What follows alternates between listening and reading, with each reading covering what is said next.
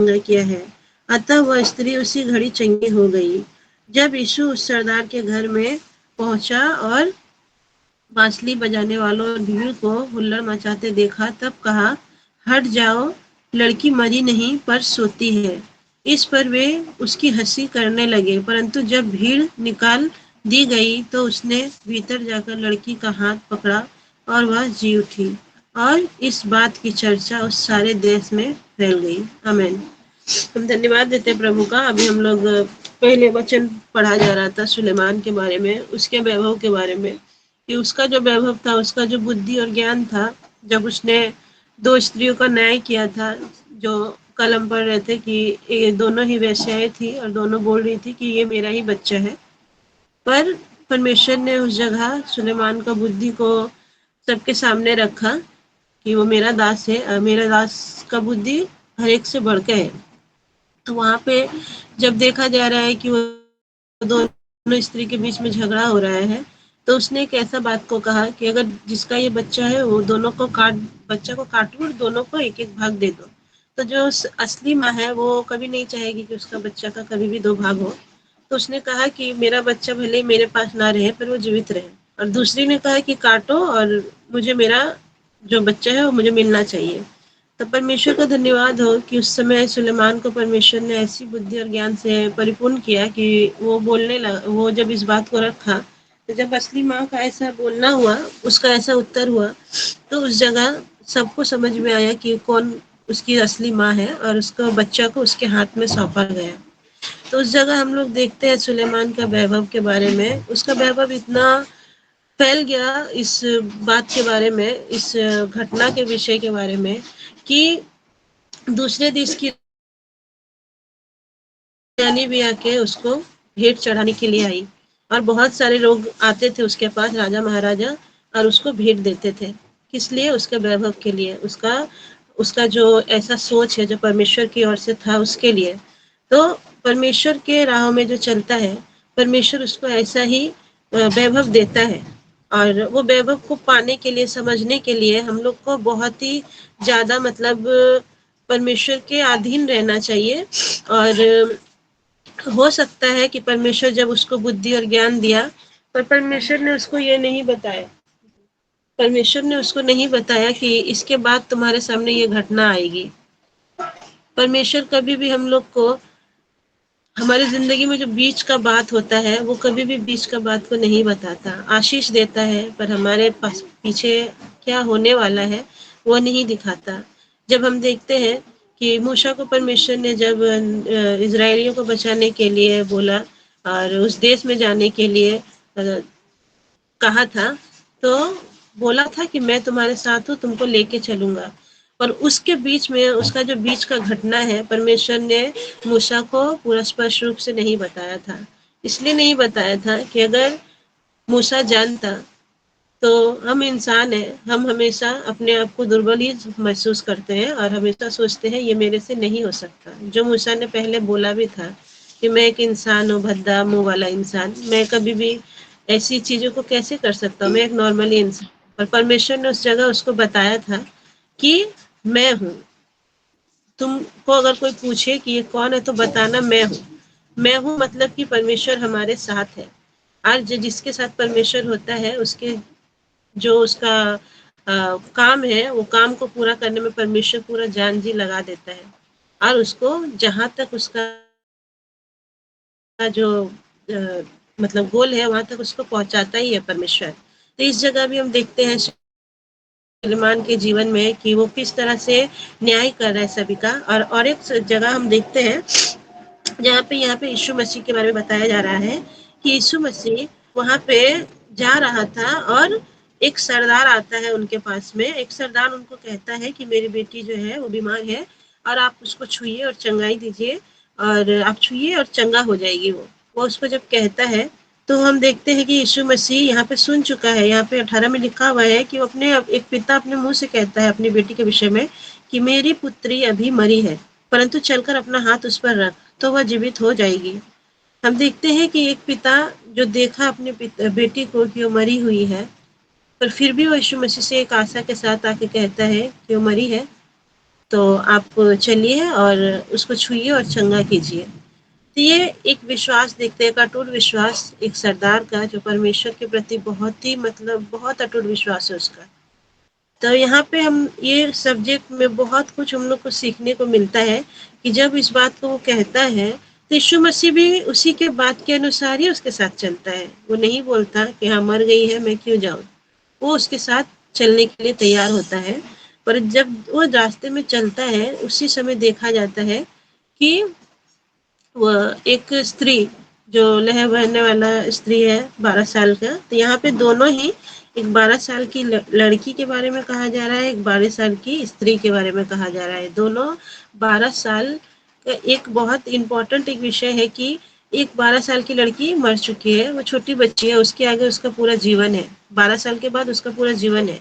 और एक स्त्री जो 12 साल से लहू बहने वाली स्त्री है, तो इसके विषय में अगर हम देखना जाए तो स्त्री का जीवन बहुत ही कठिन है। हम और भी सारे मरकुश मत्ती मरकुश लुक्का ये होना इसके विषय में जब पढ़ते हैं तो वहाँ पे बताया गया है कि वो स्त्री बहुत कठिनाई बहुत सारा वो बहुत कुछ सह चुकी है, वो बहुत कुछ दुख देखी है अपने जीवन में। तो वो दुख क्या हो सकता है, हम लोग बस थोड़ा सा ही पढ़ते हैं कि वो 12 साल मतलब उसने बहुत कुछ किया, अपना धन दौलत सब कुछ मतलब गवा दिया अपने बीमारी के चक्कर में, क्योंकि उसको ऐसा ही रोग था। और अगर हम उसको बहुत अच्छे से देखने के लिए जाए उस स्त्री के बारे में, तो हम जहाँ तक जानते हैं कि पुराने नियम में हर एक छोटा छोटा नियम का बहुत ज़्यादा पालन किया गया है, बहुत ज़्यादा मतलब एक कठोर कठोर नियम से मतलब माना जाता है।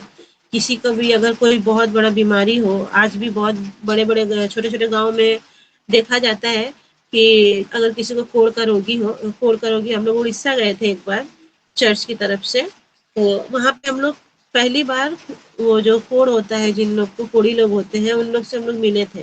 और मेरे अंदर प्रभु को क्षमा चाहते हैं, पर प्रभु को धन्यवाद भी देते हैं कि उसके आगे मेरे अंदर जब ये बात आई कि हम लोग को उड़ीसा जाना है कोढ़ियों के बीच में, तो मन में थोड़ा सा हमको घिना भी आ रहा था कि हम कैसे उन लोग के साथ जाके मिलेंगे देखेंगे, इस तरह का विचार था। और मेरा जाने का भी इच्छा नहीं था, पर पूरा टीम जा रहा था और भैया का आज्ञा था जाना है तो जाना पड़ा। फिर गए हम लोग, हम रास्ता भर सोचते रहे। फिर जब वहाँ गए तो पता चला, जैसे हम सोचे ज़्यादा नहीं होगा, कुछ लोग होंगे, एक छोटा सा घर होगा, ऐसे ही होगा। पर जब उस गांव में उतरे हम लोग उड़ीसा में, वहाँ पे जाके देखे, मतलब कम से कम वहाँ पे 500 कोढ़ी लोग थे, बच्चा से लेके बड़ा बूढ़ा जवान सब भरा पड़ा था उसमें से। और वो छोटा सा घर नहीं था, बहुत बड़ा एक मैदान था, और छोटा छोटा बहुत बड़ा छोटा छोटा बड़ा बड़ा घर था जहाँ पे वो लोग सब रहते थे। बीच में एक चर्च था और चर्च में वो लोग प्रार्थना करते थे। और हम लोग को उसको जाकर जैसे ही बस से उतरे तो उन लोग से हाथ मिलाना था हम लोगों को। और भैया ने कहा था कि कोई भी बिना हाथ मिलाए उन लोग से नहीं जाएगा, क्योंकि उन लोग को बहुत दुख होता है, वो लोग बहुत खुशी से हम लोग का स्वागत करने के लिए आ रहे हैं। तो हम लोग जब बस से उतरने के बाद हर एक से छोटा से बड़ा तक का एक जन का भी हाथ नहीं छूटा था जिससे हाथ मिलाए हम लोग। और उस जगह जाके मेरा वो चीज वो हट गया, क्योंकि वहाँ पे जब उन लोग की कहानी के बारे में हम लोग सुने कि जिसको भी ये कोढ़ होता है उसको वो लोग गांव से निकाल देते हैं, उसको अपने घर से निकाल देते हैं, और वो लोग उसके साथ रह नहीं सकता नॉर्मल इंसान के साथ में। तो ऐसा वहाँ का परिस्थिति होता है। उसके बाद वहाँ पे एक छोटी सी बच्ची सुष्मिता सुष्मिता नाम की थी, उसके साथ मेरा बहुत अच्छा दोस्ती हो गया और उसका पूरा बदन में ही कोढ़ था। और उस दिन से परमेश्वर ने ये समझाया कि वो लोग जो है परमेश्वर का सच्चा विश्वासी है। वो लोग के जीवन में इतना तकलीफ है, इतना दुख है, वो लोग अपना से इंसान जितना भी मतलब दुख तकलीफ हो, पर जब उसका चेहरा ठीक होता है, उसका शरीर ठीक होता है, ये उसके लिए बहुत अच्छा बात है कि परमेश्वर ने उसको मतलब इतना संभाल के रखा है। पर हम ये इंसान समझते नहीं है। हम लोग पूरा तरह से नॉर्मल होने के बाद भी हम लोग क्या करते हैं, हमारा अगर कुछ भी जीवन में घटता है तो हम लोग सोचते हैं हमारा नसीब सबसे खराब है, हमारा जीवन सबसे खराब है। पर जब वहाँ पे हम लोग गए तो देखिए कि वो लोग बहुत खुश है प्रभु के साथ में। वो लोग पाँच टाइम वो लोग आराधना करते हैं, खाने के पहले परमेश्वर का, हम लोग खाने के पहले क्या करते हैं, थोड़ा सा प्रार्थना करते हैं और खाना खा लेते हैं। वो लोग पर भजन करते हैं, खुशी मनाते हैं परमेश्वर के साथ में, और पांचों टाइम परमेश्वर को महिमा देते हैं। तो आने के टाइम में हम लोग बहुत ही रोए, क्योंकि वो लोग भी रो रहे थे। उन लोग के पास कोई मिलने के लिए नहीं जाता, पर जब कोई आता है, कोई भी टीम उन लोग से मिलने के लिए, वो लोग, वो 2 दिन हो या 3 दिन हो, उन लोग के लिए बहुत खास होता है कि वो लोग सोचते हैं कि हमारा कोई परिवार हमसे मिलने आ रहा है। प्रभु को धन्यवाद देंगे कि ये सारी बातें जो है, ये कठिनाई की बातें जो है, परमेश्वर हर एक के जीवन से हम लोग को समझाना चाहता है। यहाँ भी देखते हैं कि ये जो बीमार स्त्री है, हम लोग छोटा सा पढ़ के बस ये हम लोग के लिए जीवन में है कि 12 साल से लहू बहने का रोग था, ठीक हो गया। पर पुराना नियम बताता है कि अगर इसको, किसी को ऐसा रोग होता है, तो उसको उसके घर वालों से अलग कर दिया जाता है। वो स्त्री इतना तकलीफ सही हुई थी, उसका जीवन में इतना प्रॉब्लम था कि हो सकता है उसका पति होगा उसके पास, शादी हुआ होगा, उसका पति पर सोचता होगा कि इस स्त्री को 12 साल से लहू बहने का रोग है, तो हमको इसके साथ रहना नहीं है। उसका बच्चा होगा अगर, तो वो उसके पास नहीं जाता होगा, और यरूशलेम का मंदिर वो भी नहीं चढ़ पाती होगी, क्योंकि उसको 12 साल से लहू बहने का रोग है। वो उस स्थान को नहीं जा सकती है, क्योंकि हम पुराना नियम देखते हैं कि मूसा जब इजरायलियों को छुड़ाने के लिए जब जाता है, तो परमेश्वर ने पवित्र पवित्र दिन भी ठहराया है कि जिस दिन पवित्र दिन होगा, उस दिन तुम क्या करना, स्त्री के पास न जाना। और कोई स्त्री अगर ऐसी अवस्था में है तो उसको, मतलब वो अपवित्र ठहरेगी, वो अपवित्र है।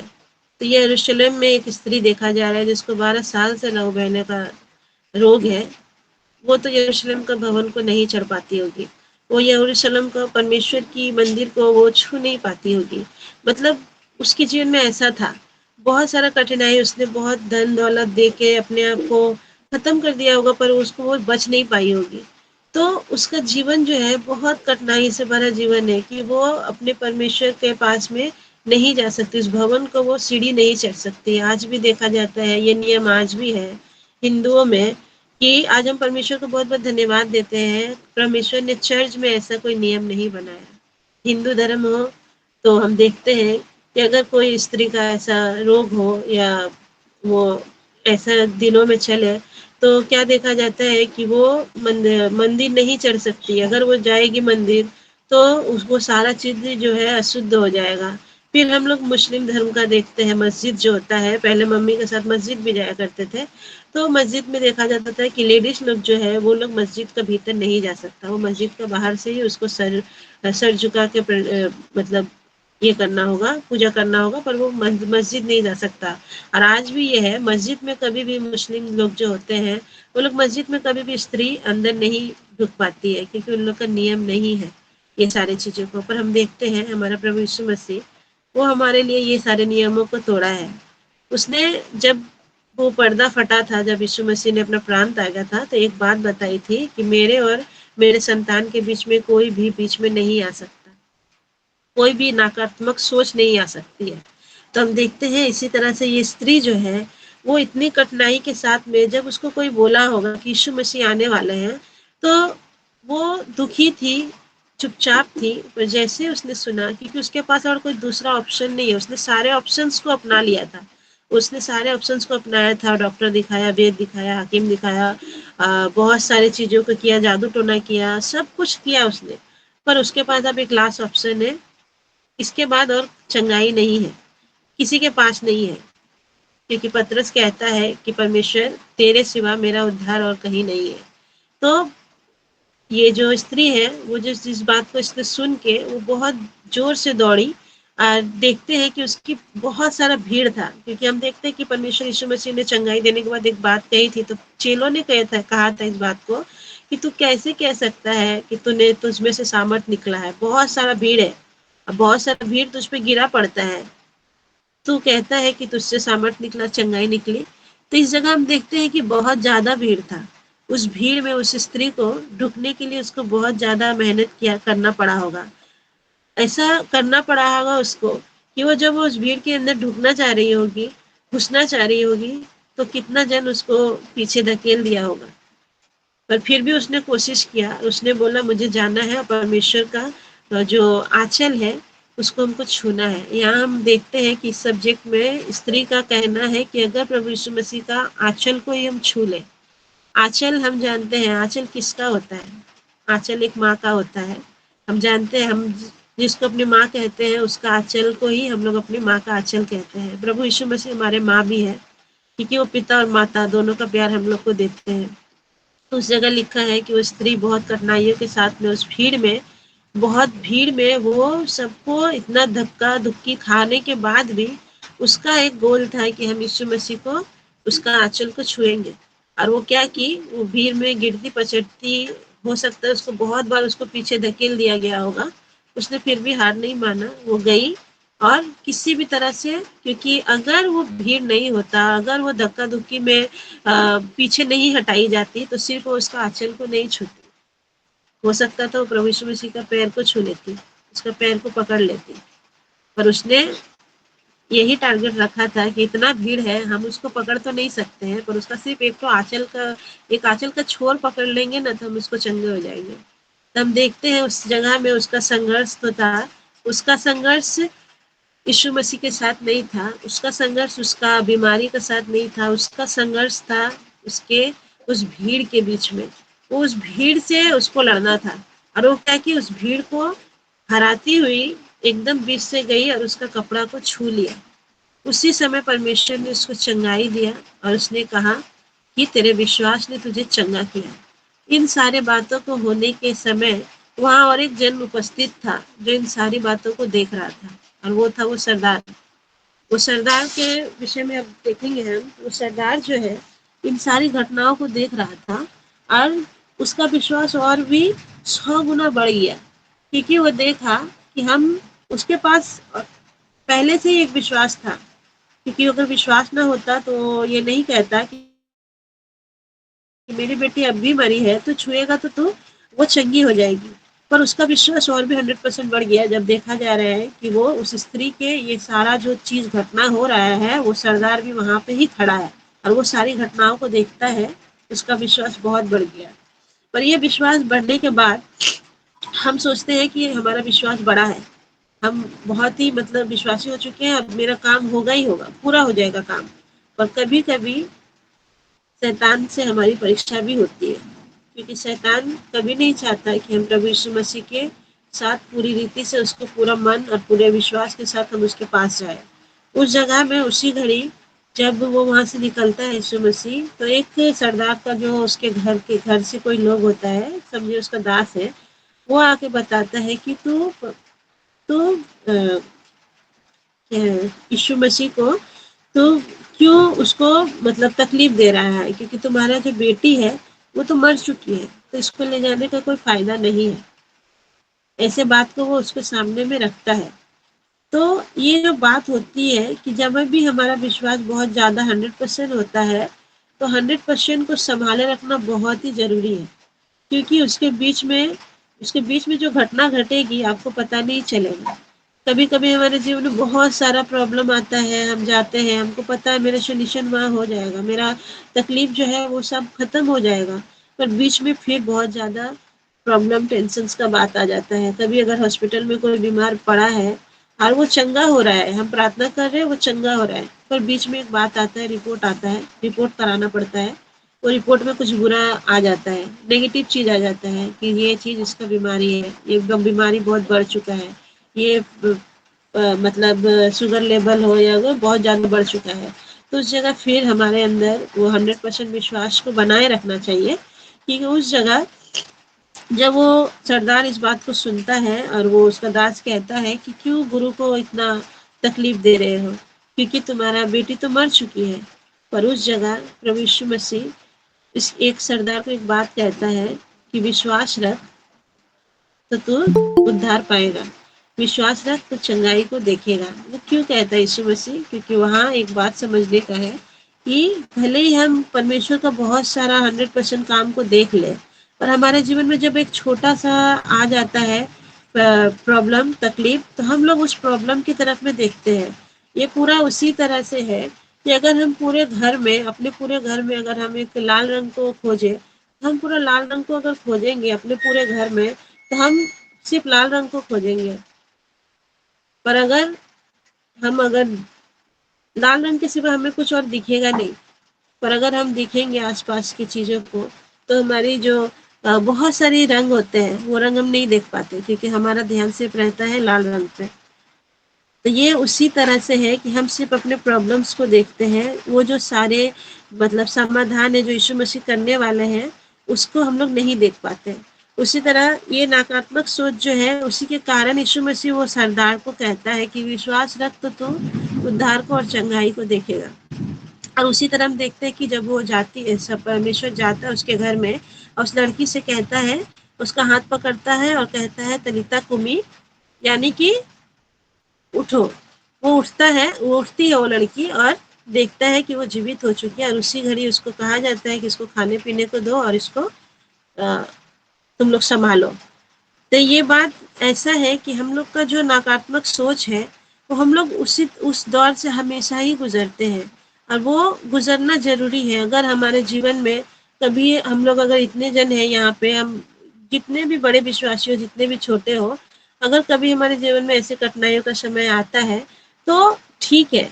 अगर कठिनाई है तो अच्छी बात है, मतलब हम लोग सही जगह पे चल रहे हैं। क्योंकि अगर हमारा जीवन अगर स्मूथ चले तो हम लोग को पता नहीं चलेगा परमेश्वर का सामर्थ्य और उसका आशीष। पर जब हमारे जीवन में कुछ बहुत सारी छोटी छोटी परेशानियां आती हैं, उसमें हम परमेश्वर की महिमा को देखते हैं, क्योंकि ये होना जरूरी है। और ये इसके विषय में और एक सब्जेक्ट हम देखते हैं दाऊद के जीवन से भी, कि दाऊद जब गोलियत से लड़ने को जाता है तो हम एक चीज देखते हैं कि दाऊद जो है एक छोटा सा बच्चा, 16-17 साल का, जो इतना जवान है, इतना मतलब 3 इयर्स का वो लड़का है कि उसका चेहरे से वो लाली टपकती है, वो एकदम पूरा मतलब एक बच्चा का समान है।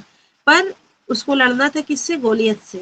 और परमेश्वर का धन्यवाद हो, यहाँ पे एक चीज बताया जाता है कि दाऊद का 2 बड़ा भाई जो शाऊल के छावनी में क्या करता है, वो युद्ध करता है, वो शाऊल का सेवा करता है।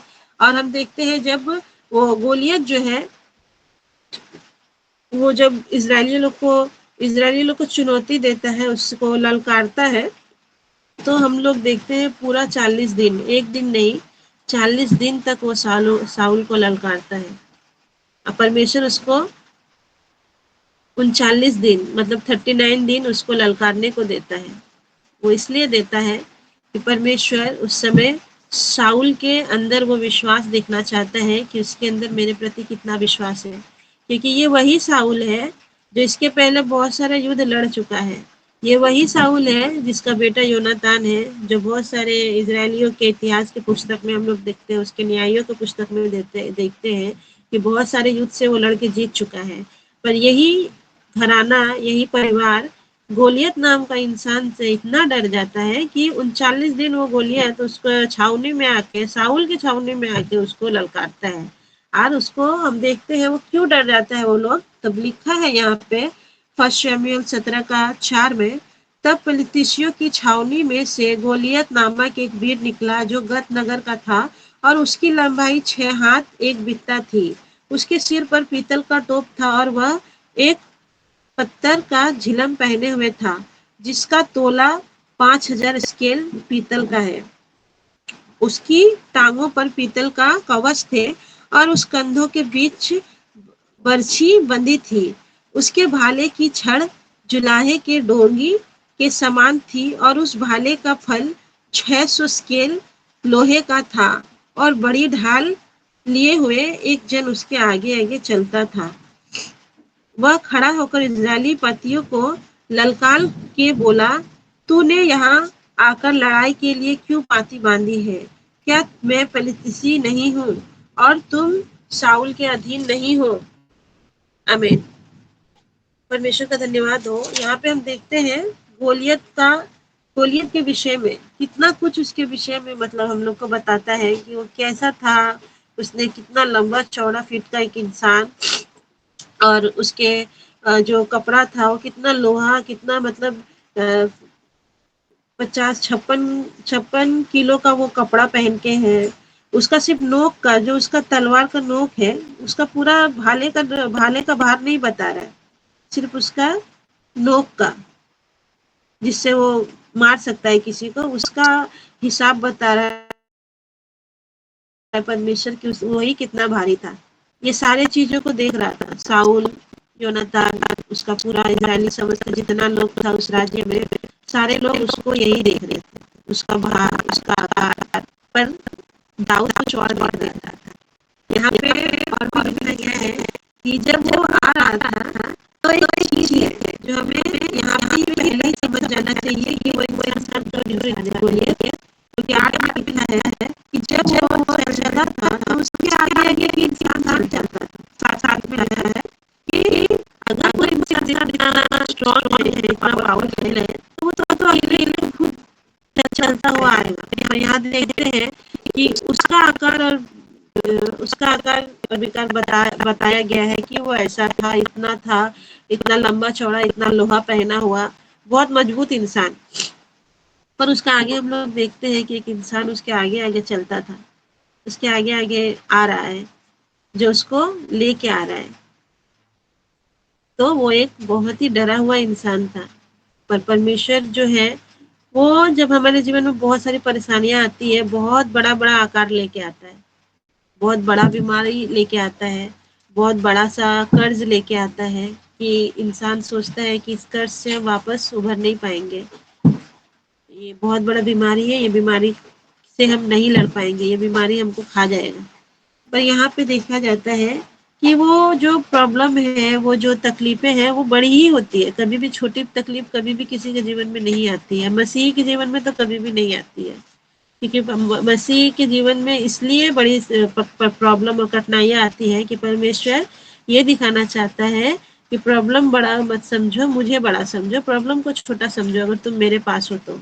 इस जगह जब गोलियत इतना सब कुछ पहन के आ रहा है, तो उस जगह हम देखते हैं दाऊद को कि दाऊद जो है वो अपने भाइयों को टिफिन देने के लिए जाता है। वो एक कुरियर का काम कर रहा है इस जगह में, और वो जाता है और वो पूरा लास्ट दिन 40वां दिन को जाता है और जाके उस खाने को देना चाहता है। पर वहां देखता है कि बहुत भीड़ लगा हुआ है, बात हो रहा है बहुत कुछ। तो जब इस बात को वो सुनता है और वो जानना चाहता है कि वहाँ क्या हो रहा है, तो सारे लोग वहाँ के बताते हैं उसको कि ऐसी ऐसी घटनाएं हो रही है, ऐसा ऐसा चीज हो रहा है। तो उस जगह देखते हैं कि उसका जो भाई है, उसका भाई उसके ऊपर बहुत ही गुस्सा होता है। यहाँ लिखा है 17 बोलिए, फर्स्ट शमूएल 17 का 28 में, जब दाऊद उन मनुष्यों से बातें कर रहा था तब उसका बड़ा भाई एलीआब सुन रहा था। और एलीआब दाऊद से बहुत क्रोधित होकर कहने लगा, तू यहाँ क्यों आया है और जंगल में उन थोड़ी सी भेड़ बकरियों को तू किसके पास छोड़ आया है? तेरा अभिमान और तेरे मन की बुराई मुझे मालूम है, तू तो लड़ाई देखने के लिए आया है। दाऊद ने कहा, अब मैंने क्या किया है? वह तो निरी बात थी। तब उसने उसके पास से मुंह फेरकर दूसरे के सम्मुख होकर वैसी ही बात कही और लोगों ने उसे पहले के समान उत्तर दिया। आमीन। ये जो पहला शमूएल 17 का 28 से लेके 29 का जो 30 तक का जो ये वचन है, 3 वचन बहुत ही जरूरी है हमारे जीवन के लिए। यहाँ पे एक विश्वासी के विश्वास के विषय में कहा गया है कि जब उसका भाई उसको कहता है कि तुम यहाँ क्यों आए हो, इस बातों को जब उसका सामने रख रहा है, तो दाऊद को देखा जाता है कि दाऊद उसके सामने से मुंह फेर के फिर से उन सारी बातों के विषय में जानने लगता है। इसका मतलब है कि जब हम अपने जीवन में बहुत सारी परेशानियों को सुने, अपने कठिनाइयों के विषय में सुने, तो उस विषय में जो हमारे लोग हैं जो हमसे नकारात्मक बात कहते हैं, उसके विषय में हमें सोचना नहीं चाहिए। अगर कोई हमसे कहता है कि तुमसे ये नहीं हो सकता, तो हमको उसके पास से मुंह फेर लेना चाहिए। और हम दाऊद ने उस टाइम उसी वही चीज किया था, उसने अपने गोल के तरफ फिर से देखना शुरू किया। उसका भाई क्या बोला उससे उसको कोई फर्क नहीं पड़ा। उसने उसकी बातों से मुंह फेरा और मुंह फेर के क्या हुआ, पलटकर जो उसका एम है, जो उसका गोल है, उसके तरफ उसने देखना शुरू किया। फिर से उसी बातों की चर्चा जब सुनाई गई कि अगर कोई साउल गोलियत को मारेगा तो उसको बहुत सारा धन वैभव के साथ में उसको उसकी बेटी का साथ में विवाह कर दिया जाएगा। पर दाऊद जो है उस समय इसलिए नहीं लड़ा था कि उसको धन का लालच था या उसकी बेटी से उसको शादी करना था, राजा की बेटी से। उसको उस जगह में उसने एक चीज को देखा था, सब सारी परेशानियों को देख रहे थे। इस दाऊद का भाई जो है अलीबाम, और साउल, उसका पूरा घराना, उसका पूरा साम्राज्य, ये सारी प्रॉब्लम्स देख रहा था। पर दाऊद को वहां पे एक बात बहुत बुरी लगी थी कि यहोवा परमेश्वर के नाम को उसने ललकारा था। इसीलिए दाऊद ने उसके समय में कहा कि मैं जाऊंगा। फिर देखते हैं कि जब वो साउल को इस बात के विषय में कहता है कि राजा मैं जाऊंगा उससे लड़ने के लिए, तो साउल उसको पहले तो मानता नहीं, पर फिर उसको बहुत सारा वस्त्र देता है पहनने के लिए कि जाओ और तुम मेरे साथ लड़ो। पर जब वो पहनता है, उसको उस जगह में वो चीज सारी बहुत ही मतलब भारी लगने लगता है, क्योंकि वो एक छोटा सा बच्चा है। तो उसने बोला कि मुझे ये सारा चीज नहीं चाहिए। तो उस समय भी परमेश्वर साउल से कुछ बात कहना चाह रहा था कि ये विश्वास हम तुम्हारे अंदर देखना चाहते हैं।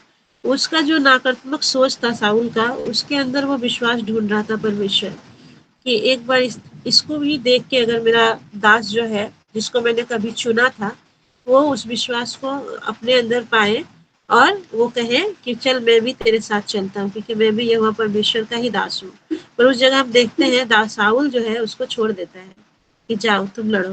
वो किस सोच से, किस भावना से ही वो उसको छोड़ देता है। हम क्या आज ऐसा करेंगे कि हम यहाँ जितने भी उपस्थित हैं, अगर बहुत ज्यादा झमेला हो रहा है, बहुत ज्यादा परिस्थिति बिगड़ा हुआ है, हाँ, तो उस जगह हम कभी भी अपने परिवार में से किसी भी छोटे बच्चे को सामने रख देंगे उस झमेले में आगे करने के लिए? कभी नहीं करेंगे, क्योंकि हम लोग को पता है कि वो बच्चा भी बहुत छोटा है। और इस जगह हम देखते हैं साउल जो है वो क्या करता है, उसको आगे बढ़ा देता है कि तुम जाओ। और उसका ये जो नकारात्मक सोच है, उसी को परमेश्वर यहाँ दिखाता है कि जो यीशु मसीह के नाम को, यहोवा परमेश्वर का नाम को सच्चा मानता है, उसमें सामर्थ ढूंढता है, उसी को अपना पिता मानता है, उसमें वो सब कुछ कर सकता है। तो हम देखते हैं कि दाऊद जब उसके पास फिर जाके खड़ा होता है, तो एक चीज है कि यहाँ पे बोला जाता है कि युद्ध के बारे में। पर अगर देखा जाएगा तो युद्ध किसने किया? दाऊद ने किया था या गोलियत ने किया था? हम लोगों ने हमेशा यही सुना है कि वहां पे युद्ध हुआ था, गोलियत से और दाऊद के बीच में युद्ध हुआ था। पर युद्ध किया किसने था?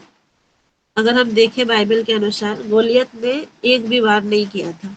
गोलियत ने तलवार नहीं उठाया। उसने अपना भाला का माप बताया था, उसने अपने भाले का वजन बताया था, पर उसने उठाया नहीं, उसने चलाया नहीं, उसने मारा नहीं। पर दाऊद को हम देखते हैं वो लड़ा था, वो खुद आके क्या किया था, उसको मारा और वो मर गया।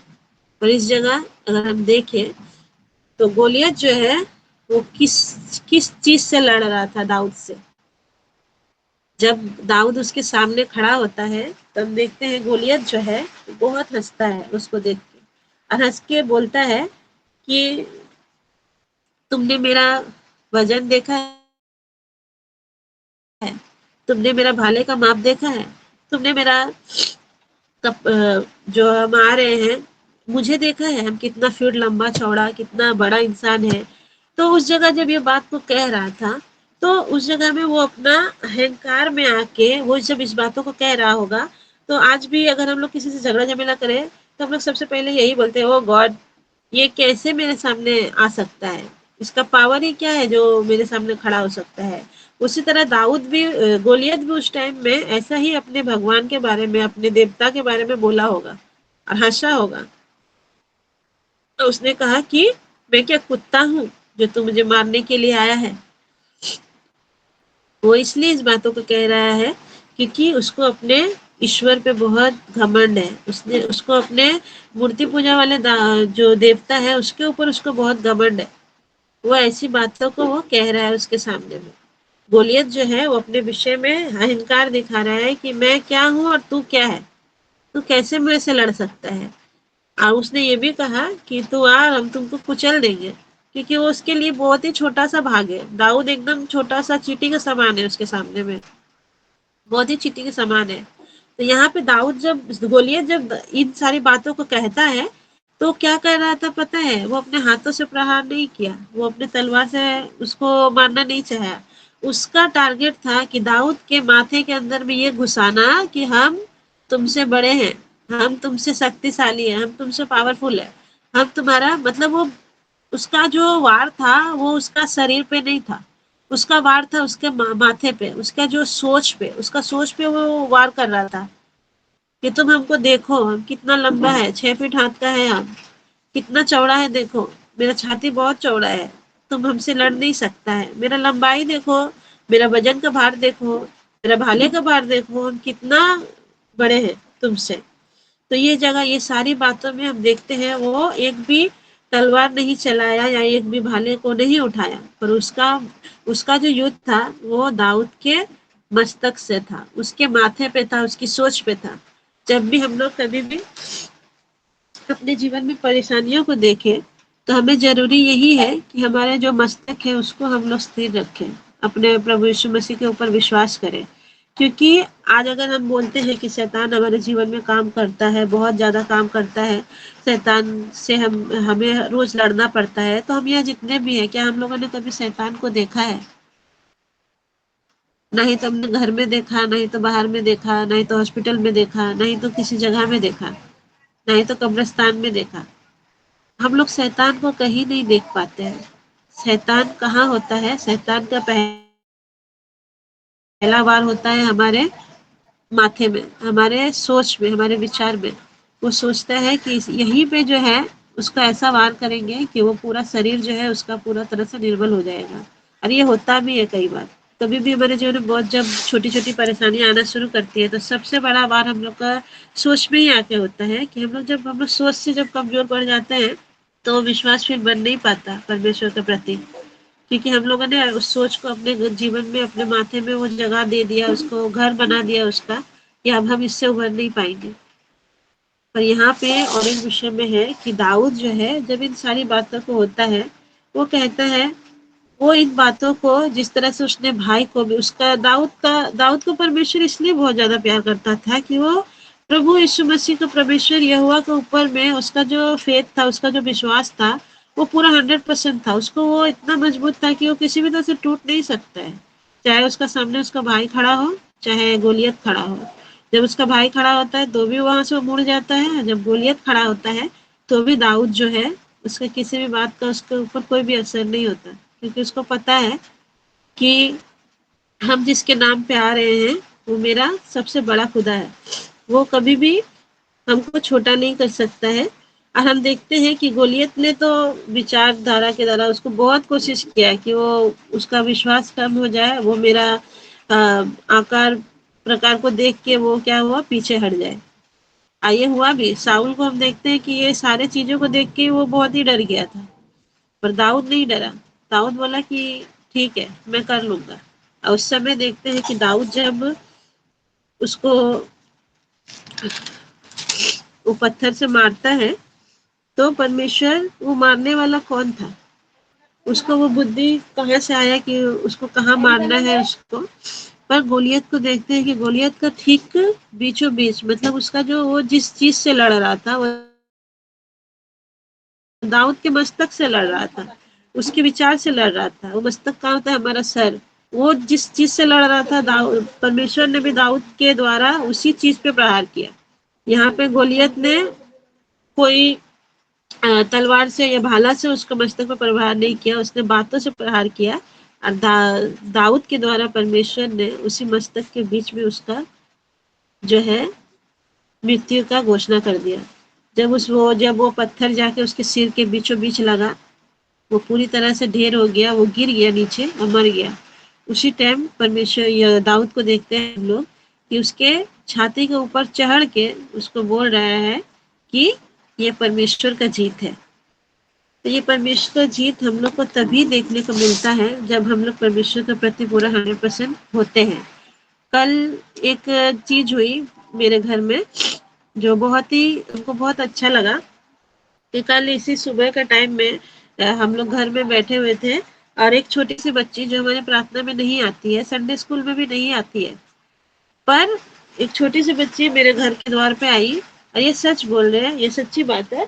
और मेरी मम्मी लोग सब यहाँ बैठी थी दोपहर के टाइम में 12 बजे, और एक लड़की बोतल हाथ में लिए हुए कितना 5 साल या 6 साल की वो लड़की होगी, वो बोतल लिए हुए पूरा एकदम बहुत ही पावर के साथ घर ढूकते ढूकते आ रही है। तो मेरे माँ लोग भी उसको देख के बोले, अरे कहाँ जा रही है, कहाँ आ रही है। हम भी उसको देख के हैरान हो गए कि ये कौन, ये मेरे घर क्यों ढूक रही है। वो लड़की आकर बोलती कि दीदी प्रार्थना कर दीजिए। हम लोग क्या हुआ, बोले मेरे पापा का ना वो फोन का चार्जर है वो माथे में गिर गया और वो घुस गया आंख में, खून निकल रहा है, तब प्रार्थना कर दीजिए।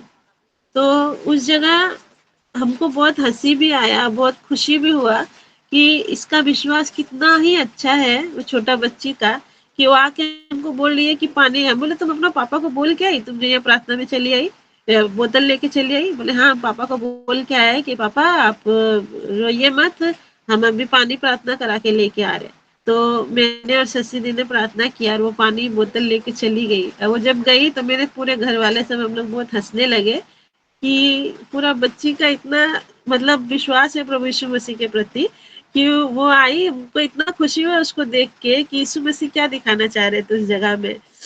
वो दिखाना चाह रहे थे यही। उस समय हम इस विषय में बहुत सोच रहे थे, ये स्त्री के बारे में, 12 साल की लहू बहने वाली स्त्री, कि उसका अंदर एक विश्वास था कि हम चंगाई हमको चाहिए तो चाहिए, जैसे भी करके चाहिए, सिफारिश के द्वारा हो या लड़ाई के द्वारा हो या संघर्ष के द्वारा हो।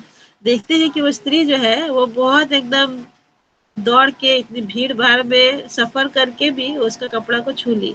और उस बच्ची को भी देखे कि कल पता नहीं उसके अंदर ये चीज कहाँ से आया कि हमको उस घर में जाना चाहिए। उसको शायद बहुत सारे बच्चे जब हमारे यहाँ प्रार्थना में आते हैं तो उसको शायद पता है, या उन सारे बच्चों में से कोई किसी ने कहा होगा कि पानी लेके जाओ और प्रार्थना करा लो, कुछ भी होगा।